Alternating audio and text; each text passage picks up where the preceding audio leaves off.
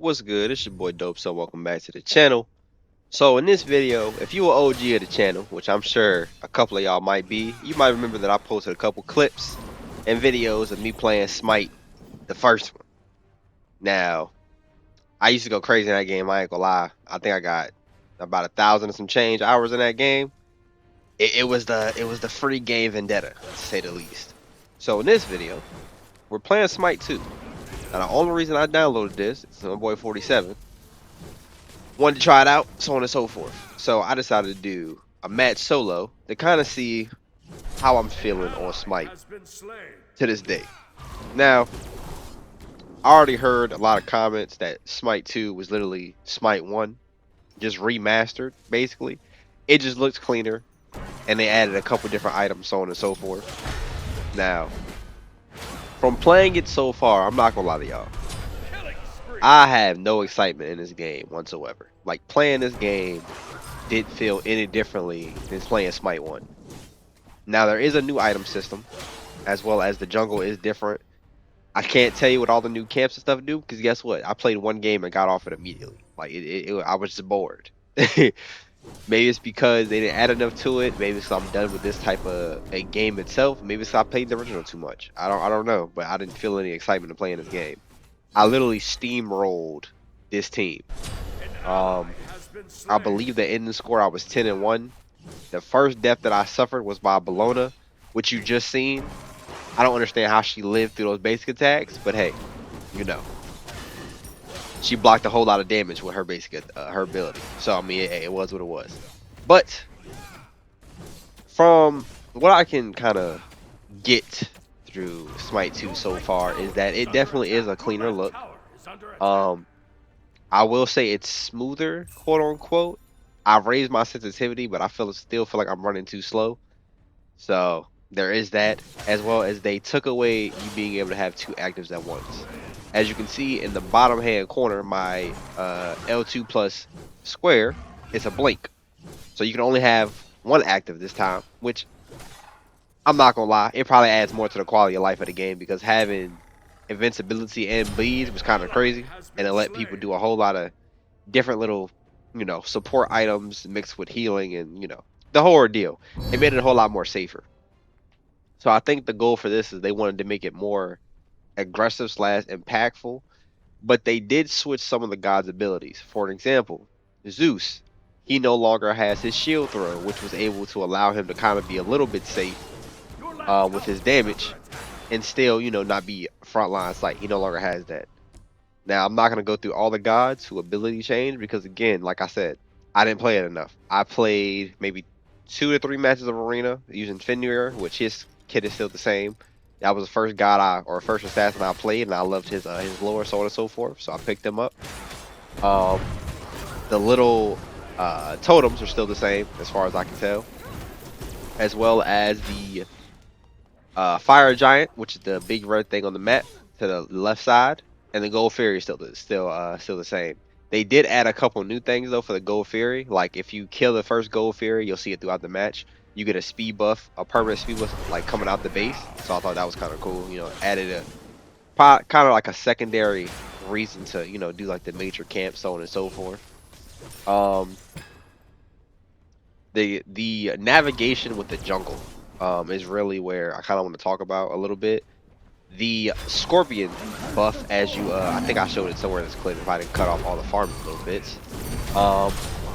Now you can kill a scorpion that's in your home base, which is, if you look at the map, the icon right next to my first tower, so my phoenix, and then my T1 tower to the left, that is the scorpion.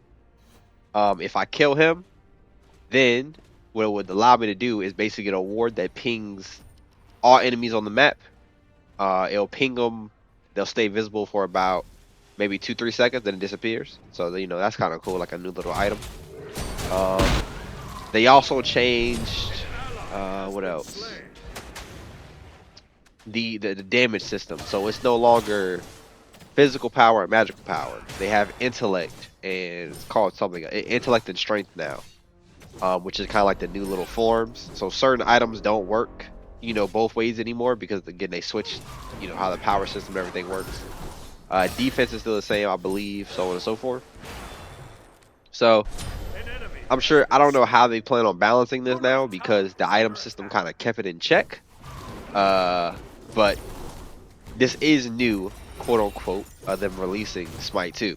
So I guess they'll figure out as they go along with it, so on and so forth. I won't be there to figure out the end of the journey though. I'm not gonna lie to y'all.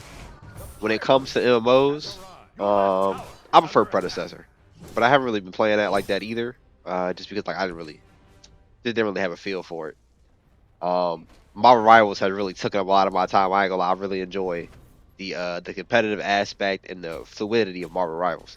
But this video ain't about that, so we're not gonna dive too deep into Marvel Rivals. And if you've been following, you already know a lot of my channel consists of Apex and Marvel Rivals. With squad, so on and so forth.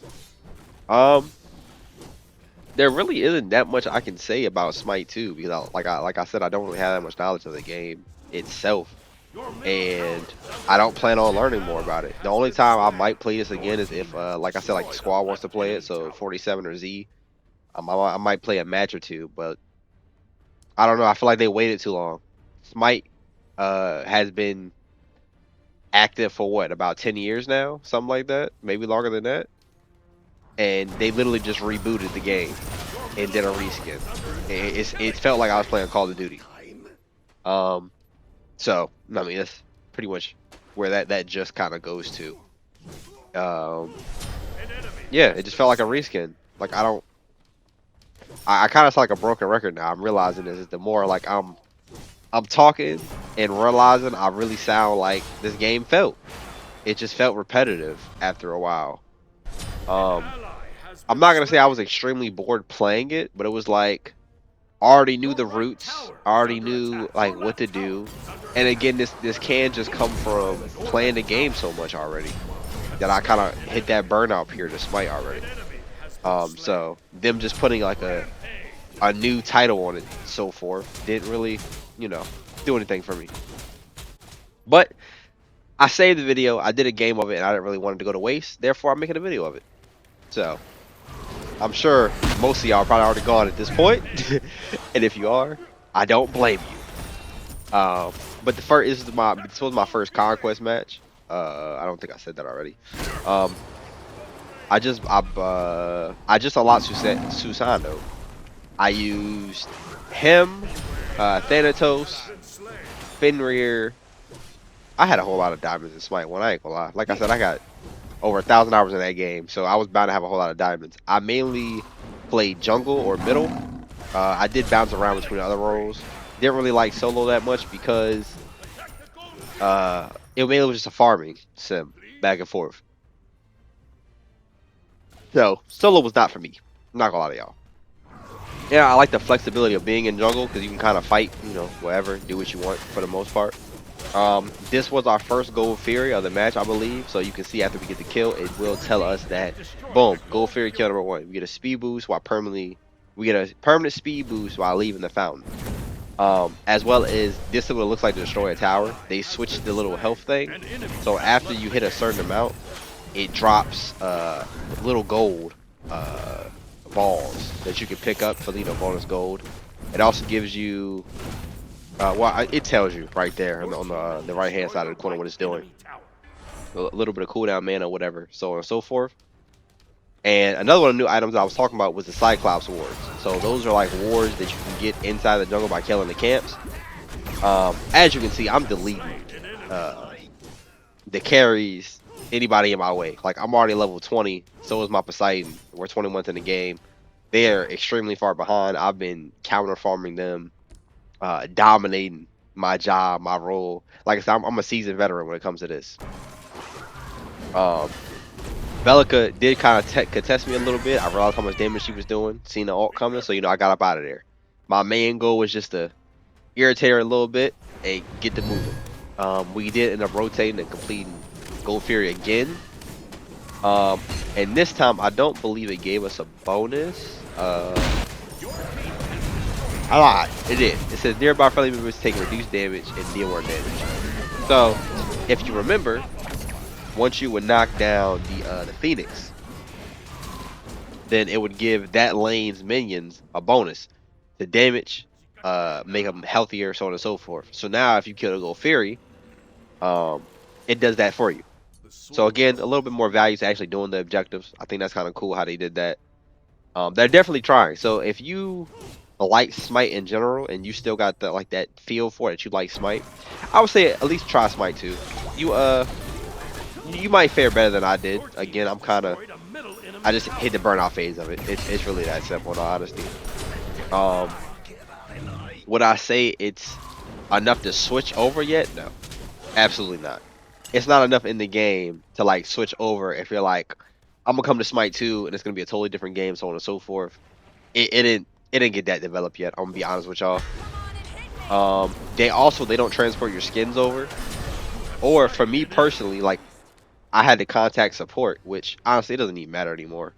Contact support about a week or two ago about my account not being linked. So they wouldn't reach my or link my original account, which was supposed to give me like gems or something because the skins don't transfer. The progression also doesn't transfer for what I know. It's literally based like you're starting over. I do believe they give you some gems to kind of buy stuff, as well as buying gods is not the same way anymore that it used to be. You know, originally it was favor, which is an extremely annoying system. Now they give you god tokens. So at the end of the match, once you complete like a quest or you level up, they'll give you a god token. You use that to buy a god, obviously. Um, at low levels, it's pretty, easy and consistent. One challenge will usually rank you up. So after every match, you should get one god token. I don't know how that system acts as you go further in the levels, so on and so forth. But you can also just outright buy all the gods, buying the packs, so on and so forth if you want to support the game. The usual stuff. Pay, to save you some time. So there is still that option if you don't want to wait to unlock your god, so on and so forth. What else is there? I have like maybe like a minute left in this video that I'm trying to kill because I don't just want to leave y'all high and dry on silence. We end up killing Gold Fury again here, and then I believe we rotated to Fire Giant, so you will get to see Fire Giant roll in this match.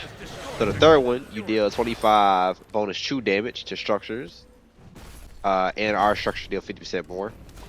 So a lot of passive buffs that they really did. Fire Giant. It's probably because we were all level 20 at this point, but it just felt like it was easier than the first one. Like the first Smite's Fire Giant. Again, could have just been because we were already this strong. Like we were all at max build at this point already. So, it shouldn't only be so hard. But we clear out the ads. We already knocked all our Phoenixes. So at this point, there's only one thing left to do, and that's to kill this Phoenix. So I see Bologna by herself. She goes ahead and ult me already off rip. I drop my ult on her. She is hurting me with that damage. So I'm gonna go ahead and back away a little bit. Get a little bit of breathing room, let my cooldowns come back. Hit her with the Typhoon. Boom, teleport on her, pull her back. Downs gets the kill, and that's the end of the match. But that's gonna be Oshiro. As you can see, we went 10-1. We was the top contestant. I also wait a second so y'all can see the total damage and everything. I way more than fucking dominated the people out the scoreboard in this. As you can see, I had 30K compared to everybody else. Poseidon also did his job, but y'all know the drill.